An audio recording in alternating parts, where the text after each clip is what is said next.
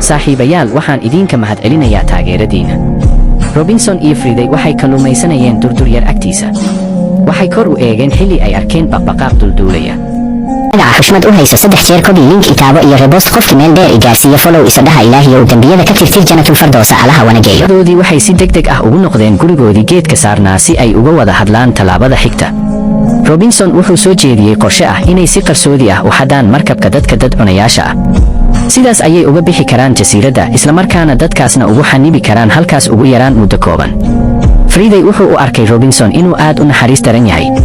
si kastaba ha ahaatee labadoodii markiiba way dhaqaaqeen, hubkoodii ayay qaateen waxayna u jihaysteen xeebta. markii ay gaareen xeebta waxay heleen markabkii ay dad cunayaashu ka tageen.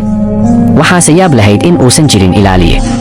waxaa muuqata in dad cunayaashu aysan ogeyn inay jasiiradda ku nool yihiin dad kale. labadii nin aad bay u farxeen. waxay markabka saareen sahay waxayna ku sigteen inay baxaan markii nin duurjoog ah si lama filaan ah uga soo booday tuuladii cawska ahayd. kadibna kuwo kale ayaa soo baxay. dagaal ayaa markiiba qarxay. inkastoo Friday lagu dhuftay weerar lama filaan ah oo uu dhulka ku dhacay, Robinson wuxuu muujiyey xirfadiisa dagaal. muddo yar gudaheed ayuu ka adkaaday labadii nin. waxay diyaar u ahaayeen inay baxsadaan, laakiin Friday wuxuu arkay qoor xireen lagu xakameeyo maxaabiista. taas waxay ka dhignayd in qof halkaas lagu soo qafaashay. Friday markiiba wuu u sheegay Robinson wuxuuna sheegay inuu doonayo inuu badbaadiyo maxaabiista. Robinson markii hore wuu diiday isagoo leh khatartu ma mudna. laakiin markii uu dhulka ka soo qaaday silsilad qoorta lagu xirto, fikirkiisii isla markiiba wuu isbedelay.